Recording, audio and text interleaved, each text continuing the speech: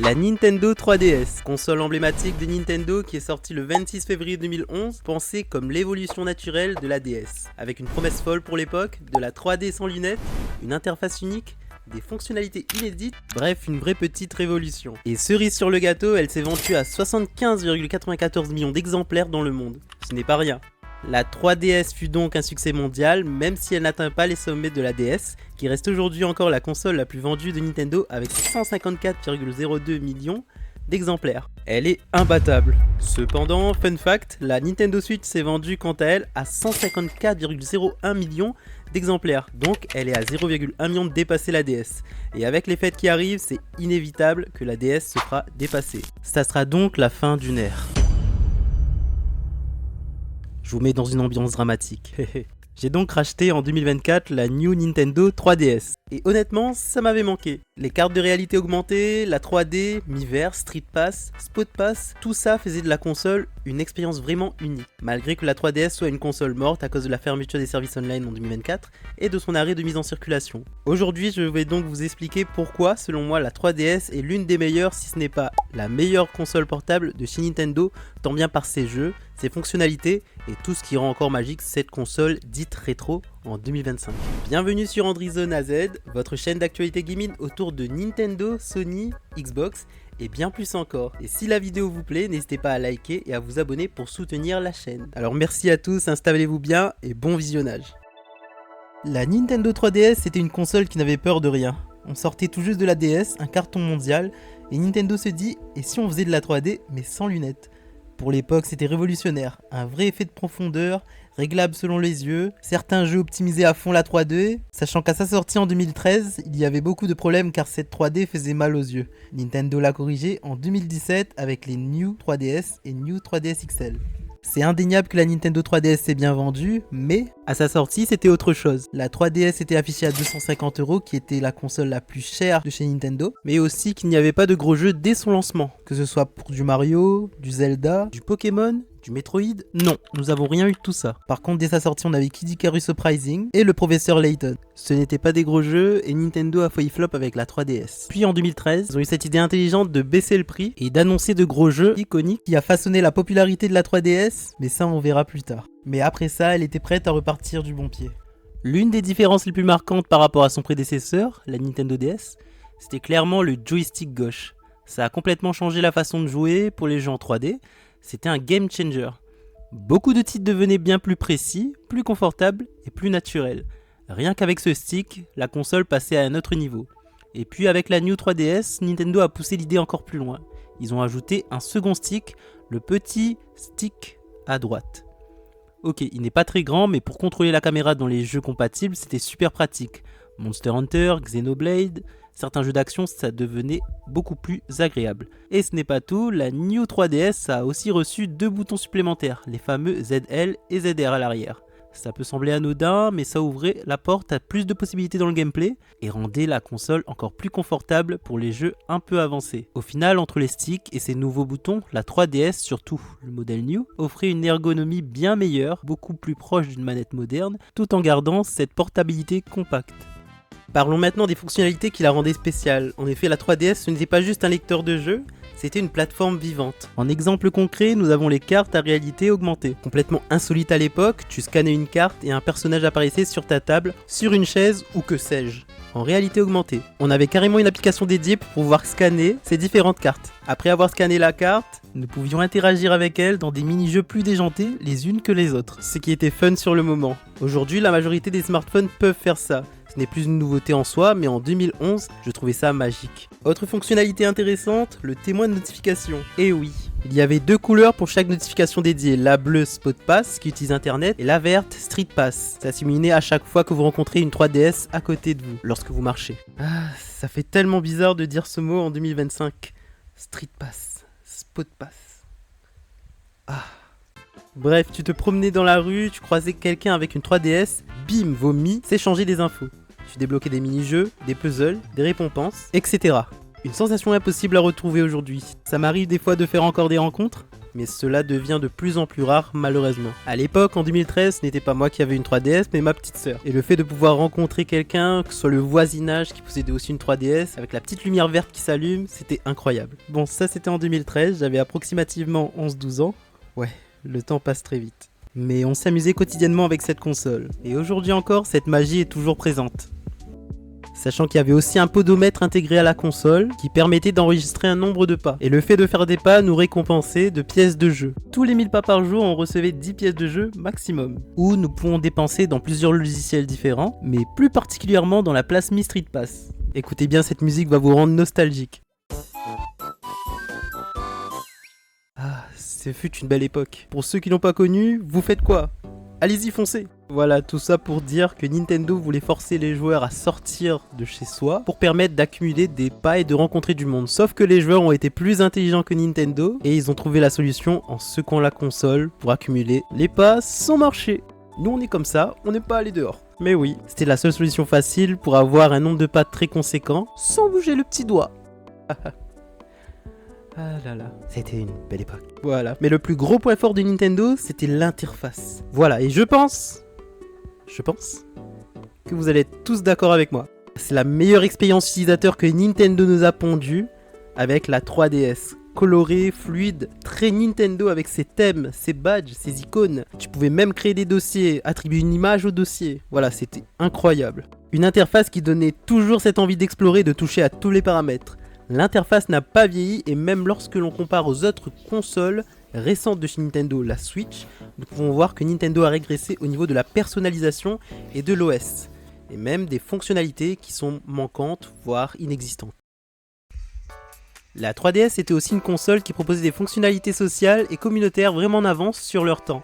On pouvait ajouter des amis grâce au code Amis. À l'époque, on échangeait ces codes partout, entre potes, dans la cour de récré, sur des forums, sur des groupes. C'était un peu archaïque, mais ça créait une vraie connexion entre les joueurs. Et encore mieux, on pouvait ajouter des amis en local, simplement en mettant deux consoles côte à côte. C'était simple, rapide et super pratique. Et puis il y avait aussi Miiverse, un réseau social intégré à l'écosystème Nintendo. On pouvait poster des dessins faits directement sur l'écran tactile, partager des captures d'écran de nos jeux, poser des questions, s'entraider quand on était bloqué, réagir aux publications d'autres joueurs dans le monde entier. Voilà, c'était une plateforme vraiment unique, qui rassemblait toute la communauté Nintendo dans un seul endroit, et qui donnait une vraie âme à la console. Malheureusement, Miiverse a été fermé à cause de plusieurs dérives et d'un usage difficile à modérer. Mais aujourd'hui, grâce à des projets comme Pretendo, il existe encore des moyens de revivre une partie de cette expérience sociale. Je précise que je n'incite absolument pas à utiliser Pretendo, je mentionne juste son existence pour les personnes qui sont curieuses. Et là nous arrivons au point qui fait que la 3DS reste encore aujourd'hui une des meilleures consoles portables. Oui, car ce dernier possède une large bibliothèque de jeux incroyables. Avec le retour de deux séries Zelda légendaires, Ocarina of Time et Majora's Mask, tous deux remasterisés en version 3D. Après nous avons les fameux jeux Mario, Super Mario 3D Land, New Super Mario Bros 2, Mario Kart 7. Nous avons eu Pokémon XY aussi, Luigi Mansion 2, Animal Crossing New Leaf, Tomodachi Life, Super Smash Bros. Et la liste est encore longue. Et je pense qu'on peut pas faire plus. Et bah non, parce qu'à côté nous avons la rétrocompatibilité pour jouer à tous les jeux DS. Donc nous avons une console qui permet de jouer à deux catalogues différents, 3DS et DS. Ouais, déjà que le catalogue de la DS était immense, alors là la quantité, elle est gargantuesque. La 3DS possède également des jeux de base qui ont forgé la réputation de celle-ci. Avec la guerre des têtes, voilà, où tu peux enregistrer une image de quelqu'un ou de toi-même. Et puis voilà. Ouais, on se frappe littéralement avec des balles. Après, si vous avez choisi la tête d'une autre personne, c'est autre chose. Aujourd'hui, je n'y rejoue pas forcément, mais à l'époque, c'était un truc. La Plasmy Street Pass avec beaucoup de mini-jeux, divers et variés, avec Mi en Péril 2, Puzzle Troc. Mais il y a aussi de nombreux jeux qui ont été rajoutés après une mise à jour, mais bon, ça c'était à l'ancienne. L'iconique éditeur Mi, où nous pouvons créer des Mi, plusieurs, beaucoup, énormément. Les cartes ERA, le journal d'activité pour pouvoir voir nos heures de jeu et le numéro 1, numéro 2, numéro 3 des jeux que nous jouons le plus souvent.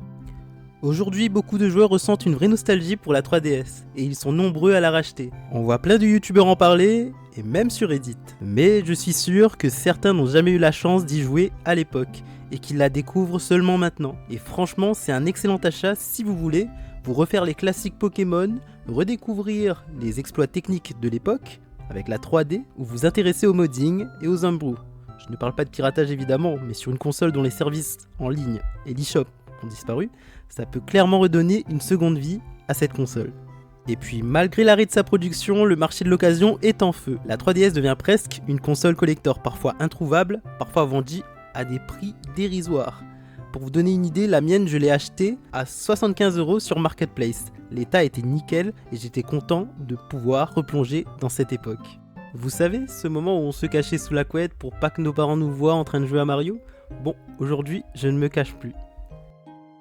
Ce que je trouve vraiment unique avec la 3DS, c'est qu'elle a su conserver tout ce qu'on aimait déjà sur la DS. Le double écran par exemple, c'était une immersion totale. Interagir avec l'écran tactile en bas, tout en profitant de la 3D sur l'écran supérieur, c'était une expérience qu'on ne retrouve plus aujourd'hui. Selon moi, c'est dommage qu'on n'ait plus droit à ce form factor et à ce gameplay si particulier. Mais Nintendo a voulu aller vers d'autres innovations. Quoi qu'il en soit, la 3DS reste une console absolument unique. Unique car cette console incarne la période où Nintendo innovait le plus. Je rappelle que le service online était gratuit à cette époque et c'était incroyable. Que ce soit sur Mario Kart 7 où nous pouvons jouer avec plusieurs joueurs en enchaînant des courses, sur Animal Crossing New Leaf pour aller sur l'île de Tortimer et échanger des codes amis. Après c'est toujours possible de jouer en ligne mais il faudra avoir Pretendo. Bon, ça je conseille pas trop parce que c'est du piratage. Mais après pour ceux qui veulent profiter de la 3DS à fond, il vous faudra passer par cette étape. Voilà, la 3DS c'est la console qui combine le meilleur de deux mondes, innovation et catalogue gigantesque.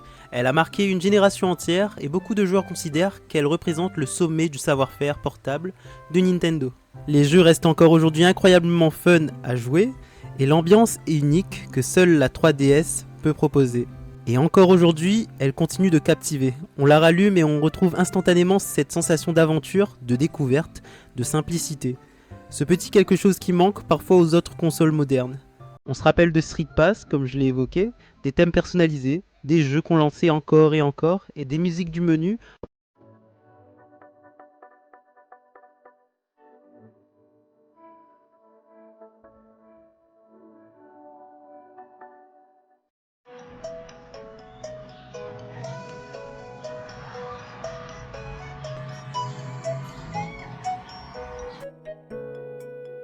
Bref, de tout ce qui faisait que cette petite machine avait une âme. Ce n'est pas juste une console qui a bien vieilli, c'est une console qui continue d'exister dans le cœur des joueurs, qui garde toute sa pertinence, toute sa personnalité et toute sa valeur, même en 2025. Peu de consoles peuvent en dire autant.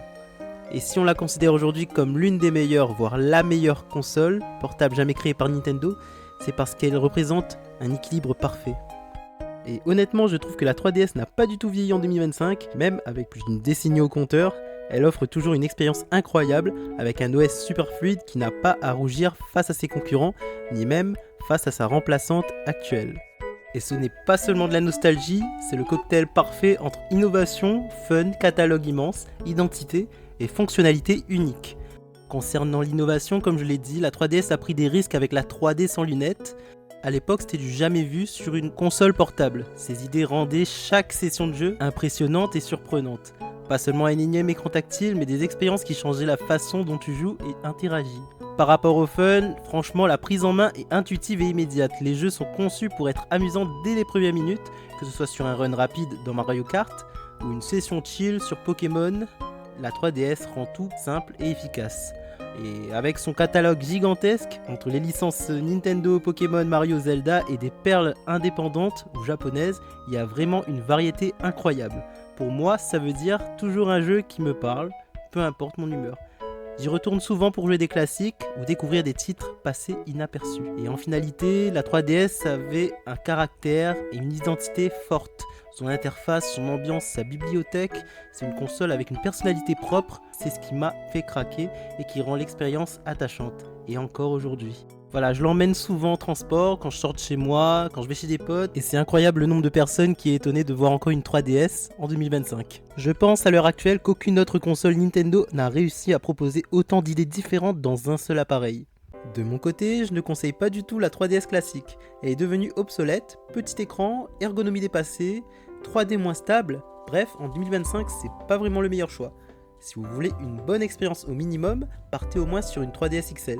L'écran est plus grand, le confort est bien meilleur, et globalement on profite beaucoup plus des jeux. Et si vous voulez profiter des fonctionnalités supplémentaires, alors les modèles New 3DS, New 3DS XL et même la New 2DS XL sont excellents. Ces versions apportent un joystick supplémentaire pour la caméra, des boutons arrière supplémentaires ZL, ZR, une 3D beaucoup plus stable et surtout la compatibilité Amiibo intégrée. Sur les anciennes 3DS et 3DS XL, il fallait acheter un appareil externe pour utiliser les Amiibo, ce qui était loin d'être pratique. Au final, si je devais recommander un modèle aujourd'hui, ce serait clairement une New 3DS, New 3DS XL, même si la New 2DS XL reste aussi un super rapport qualité-prix, si la 3D ne vous intéresse pas. Et voilà pourquoi en 2025 je trouve que la 3DS reste un bon choix, et c'est une console exceptionnelle qui mérite largement d'être redécouverte, ou découverte si vous ne l'avez pas encore connue. La 3DS reste et restera une console unique, irremplaçable, et surtout intemporelle.